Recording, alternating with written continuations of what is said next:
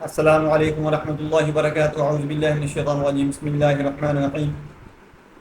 آج میں اسماء الحسنہ کی پلے لسٹ میں آپ کو یا رحمان، اسم اعظم جو ہے اللہ کا جو نام ہے اس کے متعلق بتاؤں گا۔ یا رحمان یا رحیم، معنی اس کا بہت مہربان، نہایت رحم والا۔ خاصیت جو اس کی ہے وہ جمالی ہے، اس کا مزاج جو ہے وہ سرد ہے۔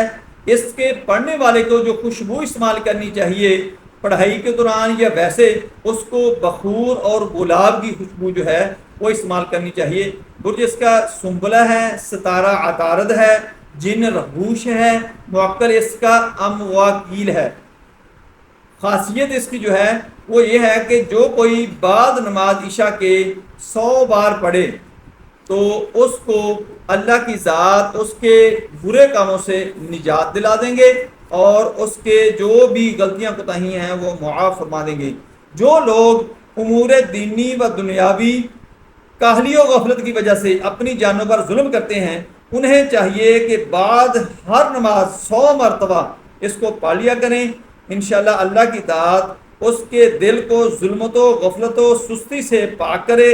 جو بچے پڑھنے سے بھاگتے ہیں، دل نہ لگتا ہو، ان کو 5 وقت یعنی 5 نمازوں کے بعد پانی پر دم کر کے پلائیں تو انشاءاللہ وہ بچے پڑھائی سے جو بھاگتے ہیں، پڑھائی نہیں کرتے، وہ پڑھنا شروع کر دیں گے، پڑھائی سے بھاگیں گے نہیں۔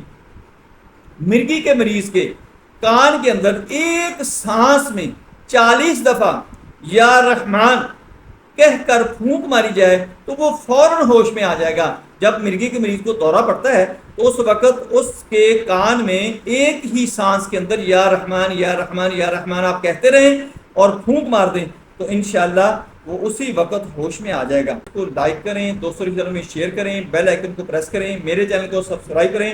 اپنا خیال رکھیں، اپنی دعاؤں میں یاد رکھیں۔ اللہ حافظ۔ السلام علیکم ورحمۃ اللہ وبرکاتہ۔